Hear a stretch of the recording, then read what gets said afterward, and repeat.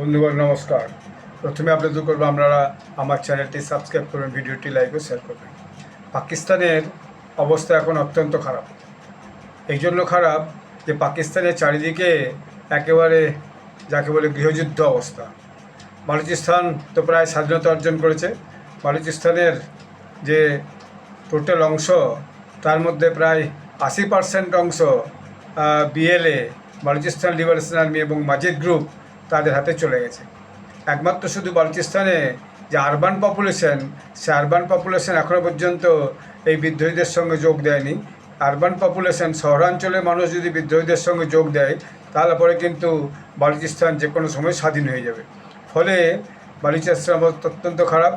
সেখানকার যে rangers, military, police যা কিছু হয়েছে তার সঙ্গে বালুচিস্তান লিবারেশন আর্মির যোদ্ধাদের ভয়ানক লড়াই চলছে।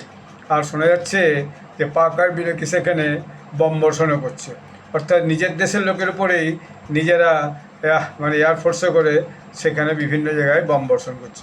এটা হচ্ছে বালুচিস্তানের অবস্থা। এরপর খাইবার পাখতুনওয়ালা, সেখানেও অত্যন্ত অবস্থা খারাপ। সেখানে যে টিটিপি, তার সঙ্গে সেখানকার যে পাকিস্তানের যে মিলিটারি বা রেঞ্জার্স, স্থানীয় পুলিশ, তাদের সঙ্গে যুদ্ধ চলছে।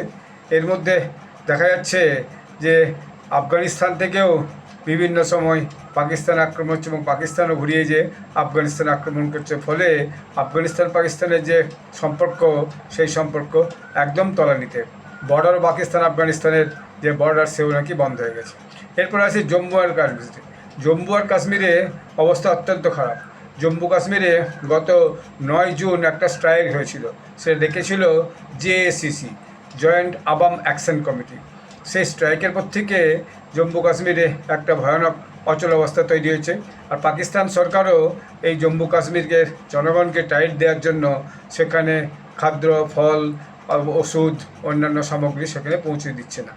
মিডিয়াকেও পৌঁছে দিচ্ছে না, কারণ মিডিয়া পৌঁছালে সেখানকার যে আসল খবর, সেখান থেকে আসল বেরিয়ে আসবে। কিন্তু আজকের দিনে এইভাবে তো খবর চাপা দেওয়া যায় না। সেখান থেকে খবর, ভিডিও, ফটো বিভিন্নভাবে বাইরে বেরিয়ে যাচ্ছে। সেখান থেকে দেখা যাচ্ছে যে সে কীভাবে সেখানে পাকিস্তান আর্মি এবং রেঞ্জার্স সাধারণ মানুষের উপরে কীভাবে দমন পীড়ন চালাচ্ছে। তাদের অনেকগুলো দাবি আছে। সেই দাবির মধ্যে একটা হচ্ছে যে জম্মু কাশ্মীরে যে সিট আছে, মোট 53টা সিট আছে। সিটের মধ্যে 50টা হচ্ছে 45টা হচ্ছে ডাইরেক্টলি ভোটের মাধ্যমে ইলেক্টেড হয়, আর বাকি 5টা আছে ওমেন রিজার্ভেশন, আর 3টে আছে ক্লারিক এবং টেকনোক্র্যাটসদের নিয়ে তাদেরকে ইয়ে করা হয়। মানে আমাদের দেশে রাজ্যসভার নির্বাচনে সেরকম টাইপের থাকে, ডাইরেক্ট অ্যাপয়েন্টমেন্ট করে সরকার। তো ফলে সেই 8জন, তো তাদের যে নিজস্ব তাবেদার লোক কী হয় স্বভাবতই। এই যে টেকনোক্রাটসদের নামে সেখানে বেশিরভাগ নাকি ক্লারিক দিকে বসানো হয়, এটাই শোনা যায়। তো আমি তো আর লিস্ট দেখি নাই। এরপর দেখা যাচ্ছে সেখানে 12টা সিটকে রিজার্ভ রেখে দেওয়া হয়েছে ফর রিফিউজিস। 6টা আপনার জম্মুর জন্যে আর 6টা কাশ্মীরের জন্যে। তো এই যে 12টা রিফিউজিসের জন্য সিট রেখে দেওয়া আছে, এর ফলে যে ভোটারের যে পার্সেন্টেজ, সেই ভোটের পার্সেন্টেজের মধ্যে অনেক তফাৎ হচ্ছে। এই জয়েন্ট অ্যাকশন আবাম কমিটি, এতে অনেকগুলো দাবি আছে, 38টার মতো দাবি আছে। দাবির মধ্যে সবচেয়ে বড় দাবি হচ্ছে যে এই যে 12টা সিটকে রিফিউজির জন্য রিজার্ভ করে রাখা হয়েছে, এই সিটগুলোকে এখনই নির্বাচনের মধ্যে দিয়ে সেখানে, অর্থাৎ সিটের সংখ্যাটা 53 থেকে বাড়িয়ে এটাকে 65 করা হবে এবং সেখানে নির্বাচন করা হবে। কারণ সেই জায়গাতেই নাকি জনসংখ্যা প্রায় প্রতিনিধিত্ব করলে এই এখন যেখানে নির্বাচন হচ্ছে সেখানে থেকে অনেক বেশি। তো চালাকি করে সেটা করতে দেওয়া হয়নি। সেখানকার সুপ্রিম কোর্টে যে রায় হয়েছে, সেই রায়ে বলা হচ্ছে যেটা সংশোধন না করে সংবিধানের হিসাব অনুযায়ী এখানে কিছু কিছু করা যাবে না। আর কোনো অ্যাডমিনিস্ট্রেটিভ অর্ডার দিয়ে এই 12টা সিটকে কখনোই অ্যাবলিশ করে যাবে না, যে এখানে নির্বাচন করে। এইটা জয়েন্ট আরবান অ্যাকশন কমিটির একটা সবচেয়ে বড় আপনার দাবি। এর মধ্যে দেখা যাচ্ছে যে সেখানে রেঞ্জার্স এবং পুলিশের সঙ্গে যে লড়াই হয়েছে 9 জুনের যে স্ট্রাইকের দিন বা তারপর থেকে যেটা চলছে, তাতে বেশ কিছু সাধারণ মানুষ মারা গেছে এবং 2-1জন পুলিশও মারা গেছে। ফলে অবস্থাটা তারপর থেকে অত্যন্ত গুরুত্বপূর্ণ হয়ে গেছে। এখন বলা হচ্ছে মুজফ্ফরাবাদে বা রাওয়ালকোটে মূলত সেখানে প্রায় কয়েক লাখ মানুষ, মহিলারা সমেত রাস্তার উপর নাকি বসে গেছে। এই জম্মু কাশ্মীরে কিন্তু রুরাল এবং আরবান পপুলেশন সবাই একসাথে নিয়ে পড়ছে। মানে এতদিন যাবৎ গত 80 বছর ধরে এত এক্সপ্লয়টেশন পাকিস্তান করেছে, আমি যত পাকিস্তান সরকার মানে পাঞ্জাব লেড সরকার, সিন্ধ লেড সরকার। এই পাঞ্জাব এবং সিন্ধের দাবদাবা বরাবর থাকে পাকিস্তান সরকারের। বাকি বালুচিস্তান, কেপিকে এবং জম্মু কাশ্মীর এদের কোনো সে অর্থে কোনো সেই নেই এখানে বলা যায়, অর্থাৎ ওখান থেকে যা করা হয় তাই করে। এখন এর মধ্যে আগামী আপনার 27 জুন এই যে পাক অকুপাইড কাশ্মীর, জম্মু কাশ্মীর বলুন, যে সেখানে কিন্তু নির্বাচন আছে। কারণ এই অবস্থায় কীভাবে নির্বাচন হবে সেটাই মস্ত বড় প্রশ্নের ব্যাপার। যদিও নির্বাচন কমিশনার বলেছে না, নির্বাচন যে কোনোভাবে হবেই। তো এরকম একটা আনরেস্ট অবস্থায় নির্বাচন কীভাবে হবে সেটা আগামী দিনেই দেখা যাবে। এর মধ্যে যেটা জেএসিসি আবাম অ্যাকশন কমিটি, তার যে প্রধান, তাকে অ্যারেস্ট করে তাকে নিয়ে যাওয়া হচ্ছে মুজফ্ফরাবাদ। জম্মু কাশ্মীর এই অঞ্চলটার যে রাজধানী, প্রাদেশিক রাজধানী বলা হয়, সেটা হচ্ছে মুজফ্ফরাবাদ। তো এই এবং আরও মানে 600-700 নাকি অ্যাক্টিভিস্টকে জেএসিসির যে কর্মকর্তা বা যারা লিডার বা যারা সক্রিয় কর্মী, তাদেরকে নাকি পাকিস্তান পুলিশ এবং রেঞ্জার্স তারা নাকি তাকে একটা অ্যারেস্ট করেছে। অ্যারেস্ট করে বিভিন্ন পুলিশ ফাঁড়ি, থানা এবং জেলের মধ্যে ঢুকিয়েছে। এটা একটা খবরে শোনা যাচ্ছে। তো সত্যি মিথ্যে তো বেরোয় না। পাকিস্তানের ওখান থেকে এখন কোনো খবরই বেরোচ্ছে না, কেউ খবর বের করতেই দিচ্ছে না। তবুও আমি 2-3টে ভিডিও কাল থেকে দেখছিলাম, তো পাকিস্তানের দু তিনজন যারা বিশেষত ইউটিউবার আছে, তাদের ভিডিও আমি বেশি দেখছিলাম।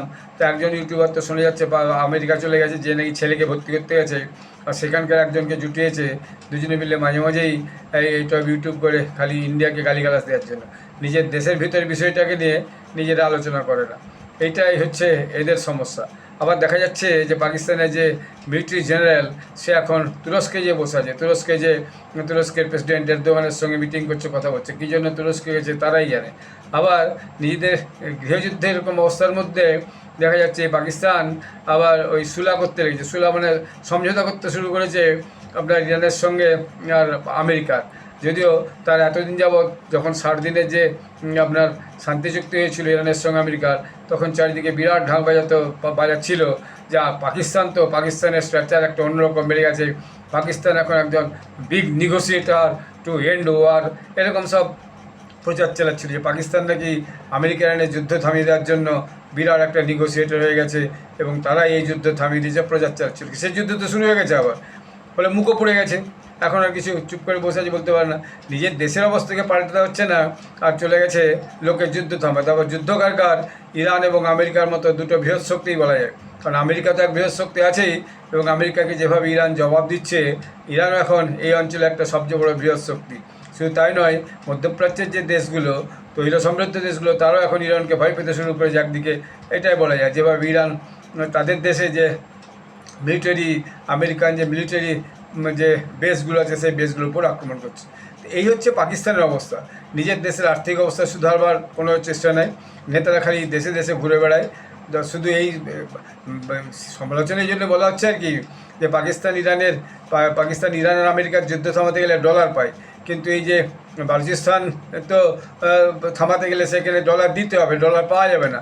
এবং বালুচিস্তান এই অশান্তির জন্য সেখান থেকে তেল গ্যাস আসা বন্ধ হয়ে গেছে। ফলে পাঞ্জাবে দেখছিলাম কদিন আগে একটা ভিডিও এসেছে, পাঞ্জাবের যে ব্যবসাদাররা তারা প্রোটেস্ট করছে, আমাদের ব্যবসা সব উঠে যাবে, গ্যাস যদি না পায়, তেল যদি না পায়, তাহলে আমাদের ব্যবসা কী করে চলবে, ব্যবসা সব বন্ধ হয়ে যাওয়ার মুখে। ফলে পাকিস্তান যেভাবে বালুচিস্তান থেকে সমস্ত সম্পদ লুট করে আনে, অথচ বালুচিস্তানকে কিছু দেয় না, তো সেটা তারা বসে সুষ্ঠু মীমাংসা করে বালুচিস্তানের মানুষের একটু রাহত দেওয়ার কোনো চেষ্টা কিন্তু তাদের নেই। জম্মু কাশ্মীর থেকে জল, গাছ, আরও বিভিন্ন সম্পদ তারা এগুলো লুটে নিয়ে যায়।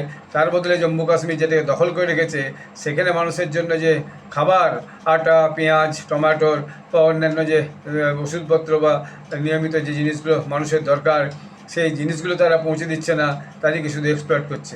সেখানকার ব্যবসাদাররাও বিভিন্ন সময়ে এই রাস্তায় বসছে, ব্লকেট করছে এবং বিভিন্ন রকমের দাবি তুলছে। ফলে পাকিস্তান একবার একটা ভঙ্গুর অবস্থার মধ্যে আছে। আমি আগেও বলেছি, পাকিস্তান যে কোনো সময় আবার না ভাগ হয়ে যায়, এবং জম্মু কাশ্মীরের অবস্থা অত্যন্ত গুরুত্বপূর্ণ। তো আজকেও শুনছিলাম একজন ইউটিউবার, সে আবার আরেকজন ইউটিউবার সঙ্গে কথা বলছে, সে আবার লন্ডনে থাকে। তো সে বলছে যে হ্যাঁ, ভারত সরকার এই ব্যাপারে কিছু বলছে না, মুখ খুলছে না। যদিও ভারতের বিদেশ মন্ত্রকের একজন আধিকারিক বলেছে যে হ্যাঁ, জম্মু কাশ্মীরে যেতে হচ্ছে, এটা খুব অন্যায় হচ্ছে, ঠিক হচ্ছে না, পাকিস্তান সরকারের সুষ্ঠুভাবে সমস্ত সমস্যা মেটানো উচিত। কিন্তু ভারত সরকার কেন বলছে, প্রধানমন্ত্রী কেন বলছেন না? প্রধানমন্ত্রী কেন বলবে? একটা দেশে অন্য দেশের বিষয়ে মাথা কেন ঘামায় প্রথম। দ্বিতীয়ত হচ্ছে এখনও সেই জায়গাটা ডিসপুটেড জায়গা, সেটাকে নিয়ে কেন মাথা ঘামায় তৃতীয় হচ্ছে তারা এখন একটা স্বাধীন রাষ্ট্র গঠন করতে চাইছে। তারা কি একবার বলেছে যে আমরা ভারতের সঙ্গে মিশিয়ে যেতে চাই? তারা ভারতের সঙ্গে মিশিয়ে যেতে এটা বলেনি, তারা ভারতের পতাকাও তোলেনি। তারা আবার উল্টে বলছে আমরা রেঞ্জার্সদের সঙ্গে, পাকিস্তান ব্রিটিশের সঙ্গে আমাদের কোনো ঝগড়া নাই, পাকিস্তান সরকারের সঙ্গে আমাদের কোনো ঝগড়া নাই, প্রাদেশিক সরকারের সঙ্গে আমাদের কোনো ঝগড়া নাই, আমাদের দাবিগুলো মেনে নিলে আমরা সব কিছু মেনে নেব। হয়তো দাবি যে সরকার মানবে না সেটাও তারা বোঝে কম বেশি, কারণ দাবি মানতে গেলেই তাহলে পরে যে 38 দফা দাবি দিচ্ছে তাহলে তাদেরকে অনেক কিছু কনসেশন দিতে হবে জম্মু কাশ্মীরের জন্য, সেটা তারা করবে না। তাহলে ভারত সরকারের মধ্যে মাথা গোলাবে কেন? ভারত সরকার মাথাগুলি কি উল্টে নিজেদের হচ্ছে যে অপদস্থ করতে চাইবে? সেই জন্য ভারত সরকার অবশ্যই মাথা গোলায়নি। তবুও যেটুকু বলার আমাদের পররাষ্ট্র দপ্তরের মুখপাত্র ততটুকু বলেছে যতটুকু বলা উচিত, মেপে চুপে কথা বলেছে। এসব সেন্সিটিভ বিষয়ে কথাবার্তা খুব সাবধানেই বলতে হয়। দ্বিতীয়ত হচ্ছে যে পাকিস্তান কেন নিজের থেকে যাবতীয় ব্যবস্থা নিচ্ছে না? আর ওখানকার মানুষ নিজের থেকে যে দাবিগুলো চলছে সেই দাবির মধ্যে তাদের ভারতের সঙ্গে যুক্ত হওয়ার দাবি তো এখন পর্যন্ত নেই। এইসব যে বিভিন্ন বিষয়গুলো হচ্ছে, এই বিষয়গুলোর জন্যই কিন্তু পাকিস্তানের অবস্থা অত্যন্ত খারাপ। পাকিস্তান নিজেদের সমস্যা মেটাতে চাইছে না। পাকিস্তান যেই জায়গা দখল করে রেখেছে ভারতের, সেই জায়গা তারা ছাড়তেও চাইছে না। সেখানে মানুষের কাছে যাবতীয় সুযোগ সুবিধাও পৌঁছে দিচ্ছে না। আর শুধু সেখানে জম্মু কাশ্মীর বলেই নয়, কেপিকে খাইবার পাখতুনখোয়াতেও একই অবস্থা। বালুচিস্তানের অবস্থা তো অত্যন্ত খারাপ। এর মধ্যেই শুধু তারা এখন ভারতের নিন্দা বন্ধ করতে ব্যস্ত। ভারতের নিন্দা বন্ধ করে কিছু হবে না। কিছু করতে গেলে নিজেদের দেশের অবস্থাটাকে আগে শুধরাতে হবে, নিজেদের দেশে শান্তি শৃঙ্খলা নিয়ে আসতে হবে, তারপর অন্য কথা। ভারতের উপর যখন বিভিন্ন আক্রমণ হয় তখন তো কেউ কথা বলে না। পেহেলগাম আক্রমণ হয়েছে, কিছু হয় না, তার আগে হয়েছে, কিছু বলেনি। তো ফলে ভারতকে অবশ্যই খুবই সতর্কতার সঙ্গে এইসব ব্যাপারে কথাবার্তা বলতে হবে এবং ভারতকে খুবই সতর্কতার সঙ্গে এই সব বিষয়কে ডিল করতে হবে, যেটা সঠিকভাবেই ভারত সরকার করছে। ভারত সরকার তার দায়িত্ব পালন করছে, এই বিষয়টা বোঝা উচিত। শুধু ইউটিউবে এসে কিছু কথা বলে দিয়ে আর ভারতকে উস্কানোর চেষ্টা করলে অত সহজে ভারত সরকারকে বা ভারতকে উস্কানো কিন্তু যাবে না। এই কথাটা এই পাকিস্তানের যারা ইউটিউবার, যারা বিভিন্ন সময় শুধু ভারতের নিন্দামান্য করে ভিউজ পাওয়ার জন্য বা সাবস্ক্রাইবার পাওয়ার জন্য, সেটা আসল কথা। অবশ্য আমি এদের নিচে যে সমস্ত কমেন্টসগুলো সেগুলো পড়ে খুব আনন্দ পাই। কারণ যদি আমাকে হাসতে হয়, মনের মধ্যে যদি হাসি আনতে হয়, তাহলে এই সমস্ত ইউটিউবের নিচে কমেন্টসগুলো পড়লে খুব ভালো বোঝে। আবার একজন ইউটিউবার্স সে বলছে যে এসব কমেন্টস পড়ে লাভ নাই, কারণ এসব কমেন্টস এসব আজে বাজে কথা লিখে। আজে বাজে কথা লিখে ব্যক্তির সাথে তো সবারই আছে, আপনারা যা খুশি বললে তার নিচে কমেন্ট সেকশন আছে, তো সেখানে তো মানুষ কথা বলবেই। এই নিয়ে আপনাদের এত উতলা হওয়ার কিছু নাই। আপনারা আপনাদের কথা বলুন, যারা শ্রোতা তারা তাদের কথা বলবে। তো আমার এগুলো শুনতে অবশ্য মজা লাগে। আর যাই হোক, তো আমরাও ভারতের পক্ষ থেকে এটা চাই যে পাকিস্তানে শান্তি আসুক, পাকিস্তানের মানুষের উন্নতি হোক, লোকের অন্য দেশের পেছনে কাঠি না দিতে যে নিজের উন্নতি করুক। আর ওই উগ্রপন্থী তৈরি করে পাঠানোর যে ব্যবসাটা, সেই ব্যবসাটা বন্ধ করুক, তবেই পাকিস্তানের আগামী দিনে ভবিষ্যৎ তৈরি হবে। তা নাহলে এই খালি ইরান আমেরিকার যুদ্ধ আমরা থামিয়ে দিয়ে যাচ্ছি, আমরা থামিয়ে দিতে পেরেছি, আমাদের বিরাট পদ বেড়ে গেছে, যোগ্যতা বেড়ে গেছে, এরকম ভেবে নিজেদের পিঠ নিজেরা চাপড়ালে আসলে কাজের কাজ কিছু হবে না। এটাই আজকের সবচেয়ে বড় বাস্তব। নিজের দেশের উন্নতিটা হচ্ছে সবচেয়ে বড় বাস্তব। নিজের দেশের উন্নতির জন্য ভারত সরকার যৎপরনাস্তি চেষ্টা করছে এবং লেগে আছে, এবং দেশ বিদেশের বিভিন্ন দেশের সঙ্গে নতুন নতুন সম্পর্ক তৈরি করছে, ব্যবসায়িক সম্পর্ক তৈরি করছে, সিকিউরিটি সম্পর্ক তৈরি করছে, নতুন নতুন ইনোভেটিভ টেকনোলজি এবং বিভিন্ন কলকারখানা প্রতিষ্ঠার জন্য চেষ্টা করে যাচ্ছে। ভারতের জনগণের সেবায় ভারত সরকার অবিরত 24/7/365 লেগে আছে। অর্থাৎ ভারত সরকারের সমালোচনা করে আপনাদের কিছু লাভ হবে না। নিজেদের হচ্ছে যে দেশে কী হচ্ছে সেটা দেখুন। হ্যাঁ, let see the mirror for your own. হ্যাঁ, নিজের আয়নায় মুখটা দেখুন ভালো করে দেশে কী হচ্ছে। শুধু ভারতের সমালোচনা করে আগামী দিনে কোনো লাভ হবে না। এই কথাটা বলতে বাধ্য হলাম। আপনারা সবাই ভালো থাকবেন। ধন্যবাদ। পুনরায় নমস্কার।